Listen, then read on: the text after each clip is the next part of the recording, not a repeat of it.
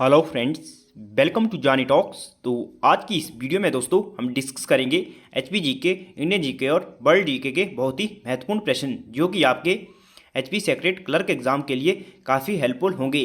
HP secretary clerk से संबंधित दोस्तों ये जो हमारी क्लास है वो 13वीं क्लास है। अगर इससे पहले की 12 क्लासेज आपने नहीं देखी हैं तो आप हमारे चैनल की प्लेलिस्ट में जाकर देख सकते हैं और अपनी तैयारी को बूस्टअप कर सकते हैं। बाकी आप अगर वीडियो की पीडीएफ चाहते हैं तो आप हमारे टेलीग्राम चैनल को ज्वाइन कर लेना, जिसका जो लिंक है आपको डिस्क्रिप्शन में मिल जाएगा। दोस्तों चलिए शुरू करते हैं आज की इस वीडियो को पहले प्रश्न के साथ। तो फर्स्ट क्वेश्चन है दोस्तों 21 से हम शुरू करेंगे एचपी जीके से।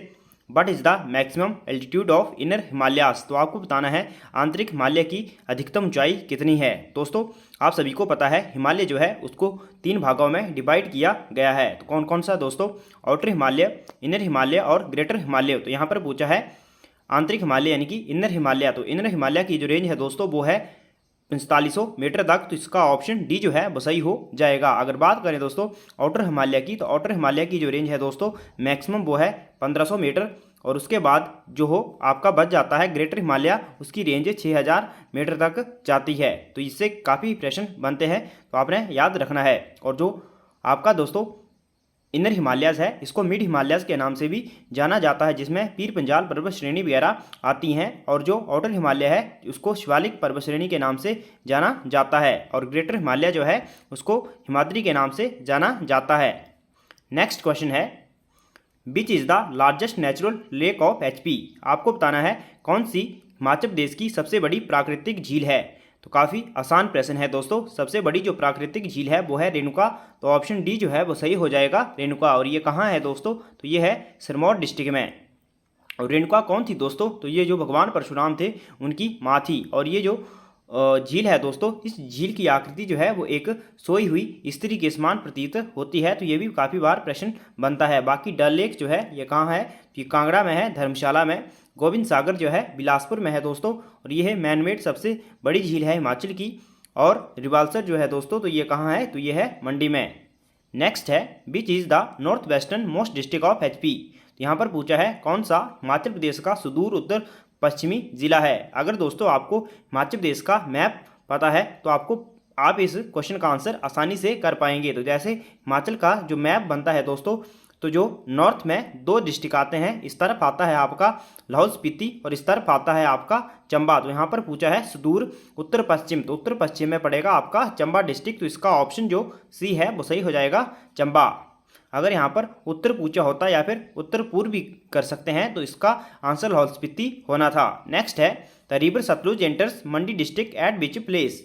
सतलुज नदी मंडी जिले में किस स्थान से प्रवेश करती है, आपको बताना है। दोस्तों जो सतलुज नदी है ये मंडी जिले में प्रवेश करती है फिरनू नामक स्थान से। ऑप्शन बी सही हो जाएगा, फिरनू। और बात करें सतलुज रिवर की, तो दोस्तों ये कहाँ से हिमाचल में प्रवेश करती है? किन्नौर जिले के सिवकी से प्रवेश करती है। और किन्नौर को छोड़कर दोस्तों जो शिमला है, शिमला में छुहारा या फिर बडहल से प्रवेश करती है। और ये जो उसके बाद दोस्तों मंडी जो जिला है उसके साथ सीमा बनाती है। और जो कुल्लू के साथ भी दोस्तों, कुल्लू और शिमला के साथ सीमा बनाते हुए सतलुज नदी आगे की ओर बढ़ती है। बाकी आगे सोलन के साथ भी यह सीमा साझा करती है। तो ये भी प्रश्न आता है कि जो सतलुज नदी है वो कौन कौन से डिस्ट्रिक्ट से बहती है। नेक्स्ट क्वेश्चन है who was the ruler of Kangra when Firoz Tughlaq besieged the Nagarkot fort. जब फिरोज तुगलक ने नगरकोट किले की घेराबंदी की थी तब कांगड़ा का शासक कौन था। तो आपको बताना है जो फिरोज तुगलक है दोस्तों इसने कब आक्रमण किया था। तो इसने किया था दोस्तों 1365 के अराउंड। और जो फिरोज तुगलक था दोस्तों उसमें जो कांगड़ा का राजा था वो था रूपचंद। ऑप्शन ए सही हो जाएगा, रूपचंद। इसी ने दोस्तों सबसे पहले रूपचंद जो था इसी ने ही जो दिल्ली के आसपास के क्षेत्र थे वहाँ पर लूट मचाई थी। उसी का बदला लेने के लिए फिरोज तुगलक ने कांगड़ा पर घेरा डाला था। और 1365 में जो रूपचंद था इसने समर्पण कर दिया था। और बात करें अनिरुद्ध चंद की दोस्तों, तो अनिरुद्ध चंद कौन था? तो ये था दोस्तों अनिरुद्ध चंद जो था ये संसार चंद का बेटा था। और नेक्स्ट अब बात करें in which year Maharaja Ranjit Singh fully next the territory of Datarpur. तो आपको बताना है किस वर्ष महाराजा रणजीत सिंह ने दतारपुर प्रांत को पूर्ण रूप से संलग्न किया। तो दोस्तों दतारपुर जो रियासत है ये वर्तमान में कांगड़ा के ही अंतर्गत आती है। और जो महाराजा रणजीत सिंह थे सिखों के राजा, तो उन्होंने जो दतारपुर रियासत थी इसको अपने कब्जे में लिया था 1818 में। तो ऑप्शन ए सही हो जाएगा 1818 में। और बात करें दतारपुर रियासत की, तो इसकी जो स्थापना थी दोस्तों वो 1550 ईस्वी में दतारचंद के द्वारा करी गई थी। और जो सिब्बा राज्य था उससे यह अलग हुई थी। और सिब्बा राज्य जो था दोस्तों वो गुलेर रियासत से अलग हुआ था। और जो सिब्बा राज्य है उसको रणजीत सिंह ने 1809 में ही ऑक्युपाई कर लिया था, या फिर उस पर अपना अधिकार जमा लिया था। बाद में जो उसके मंत्री थे, रणजीत सिंह के मंत्री थे ध्यान सिंह, उनके कहने पर जो सिब्बा रियासत थी उसको छोड़ दिया गया था। नेक्स्ट है, who was the last ruler of Baghat princely state. Bhagad जो रियासत है दोस्तों, आपको बताना है उसका अंतिम शासक कौन था। तो इस रियासत का जो अंतिम शासक था दोस्तों वो था दुर्गा सिंह। तो ऑप्शन सी जो है वो सही हो जाएगा। 1946 में दोस्तों जो हो सोलन है वहाँ पर दरबार का सम्मेलन किया गया था। और दोस्तों उसी समय हिमाचल का नामकरण किया गया था और इसकी अध्यक्षता दुर्गा सिंह के द्वारा करी गई थी। और जो है बघाट रियासत थी दोस्तों ये वर्तमान सोलन जिले में आती है। और इसकी जो स्थापना थी वो बसंत पाल के द्वारा करी गई थी। और राणा इंद्रपाल थे, उनके द्वारा इस रियासत का नाम दोस्तों बघाट रखा गया था। इतने प्रश्न आप याद रखें इससे संबंधित। नेक्स्ट है, Bilaspur town in HP was founded by which ruler. Himachal Pradesh में बिलासपुर टाउन की स्थापना किसने की थी। तो बिलासपुर की स्थापना जो करी गई दोस्तों वो करी गई थी दीपचंद के द्वारा। तो ऑप्शन बी सही हो जाएगा, दीपचंद। और जो वीरचंद है दोस्तों इनके द्वारा बिलासपुर रियासत की स्थापना करी गई थी। तो इसमें आपने कंफ्यूज नहीं होना है, बिलासपुर शहर की स्थापना दीपचंद के द्वारा करी गई थी। और वीरचंद जो है इनके द्वारा बिलासपुर रियासत यानी कि कहलूर जो रियासत है उसकी स्थापना वीरचंद के द्वारा करी गई थी। और जो अभयचंद है दोस्तों इनके द्वारा सुजानपुर की स्थापना करी गई थी। और जो अजय चंद है दोस्तों इनके द्वारा नालागढ़ या फिर हंडूर की स्थापना करी गई थी। नालागढ़ की स्थापना कई जगह अजय चंद होता है और कई जगह अजीत चंद होता है। जो जगमोहन प्लोखरा की बुक है वहाँ पर भी ये दोनों नाम मेंशन हैं। तो आपने कन्फ्यूज़ नहीं होना है। एक जो लड़की थी उसने कमेंट करा था, मैंने पिछली वीडियो में बताया था अजीत चंद, तो आप इसमें कन्फ्यूज़ ना हो, अजीत चंद और अजय चंद एक ही बात है। नेक्स्ट है, who was the first to give call for the creation of separate hill state in 1946। 1946 में अलग पहाड़ी राज्य के निर्माण का आह्वान करने वाला प्रथम कौन था। तो दोस्तों 1946 में अलग पहाड़ी राज्य के निर्माण का आह्वान करने वाला जो व्यक्ति था वो था ठाकुर हजारा सिंह। ऑप्शन डी सही हो जाएगा, ठाकुर हजारा सिंह।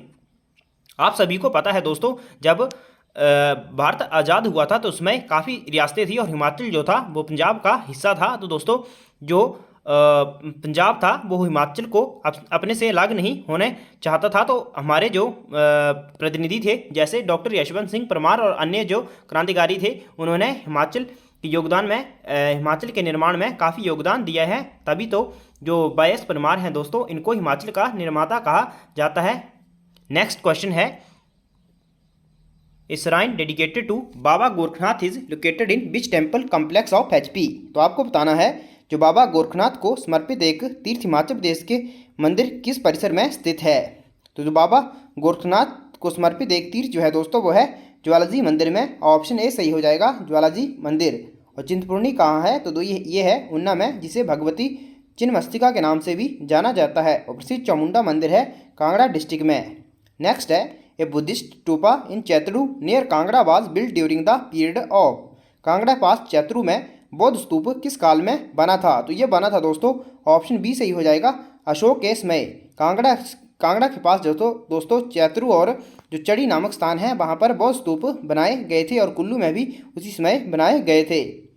नेक्स्ट है, कुट and dry fruit research unit is located at which place in HP.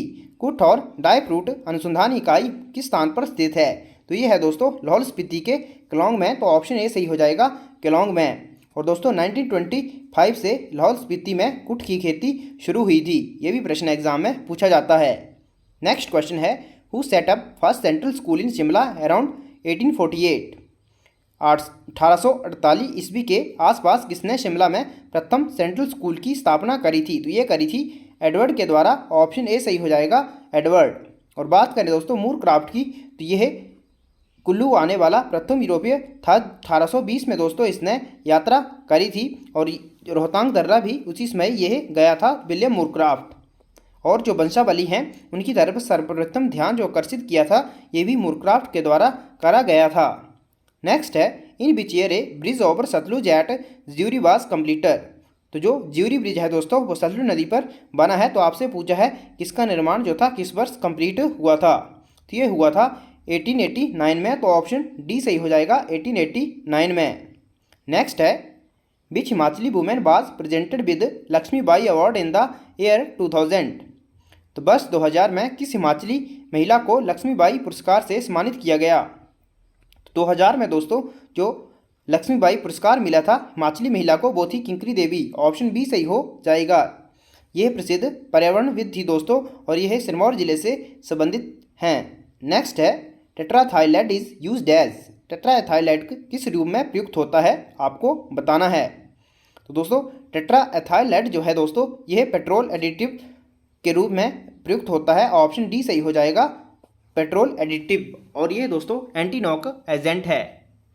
Next question है which is used as a lubricant. कौन सा स्नेह के रूप में प्रयुक्त होता है इन ऑप्शन में से। दोस्तों स्नेह के रूप में जो प्रयुक्त होता है वो होता है ग्रेफाइट। ऑप्शन ए सही हो जाएगा ग्रेफाइट। आप सभी कमेंट करके बताएं इसका एटॉमिक नंबर क्या है। नेक्स्ट है the pitch of the voice of women is generally. सामान्यता महिलाओं के आवाज़ की पिच होती है। सामान्यता तो दोस्तों जो पिच होती है वुमेन की दोस्तों वो पुरुषों से ज़्यादा होती है यानी कि हायर देन ऑफ मैन। तो ऑप्शन इसका बी सही हो जाएगा higher than of man. Higher than that of man. तो ऑप्शन बी सही हो जाएगा।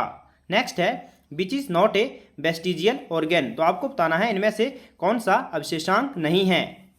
दोस्तों इसमें से जो अवशेषांक नहीं है यानी कि अवशेषांक अंग वे होते हैं जिनका दोस्तों कोई यूज़ नहीं होता है। तो इसमें ऑप्शन जो इसका डी है वो सही हो जाएगा डायफ्राम इसका सही आंसर हो जाएगा।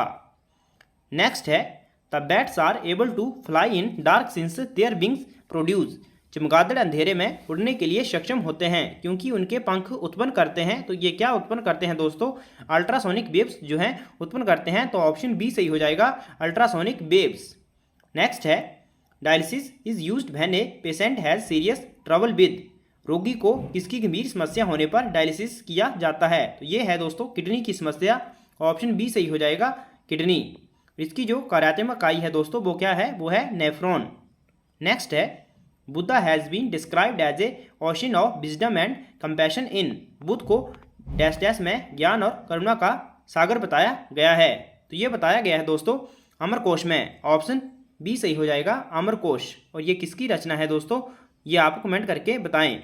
और जो the light of Asia book है दोस्तों जो महात्मा बुद्ध हैं इन्हें लाइट ऑफ एशिया कहा गया है। और ये जो पुस्तक लिखी गई है ये एडविन रनाल्ड के द्वारा लिखी गई है। और बुद्ध चरित्र जो है इसकी रचना अशुभ घोष के द्वारा करी गई है। नेक्स्ट क्वेश्चन है the Chola ruler who subdued the Ganges and obtained the title of Gangai Konda Chola was.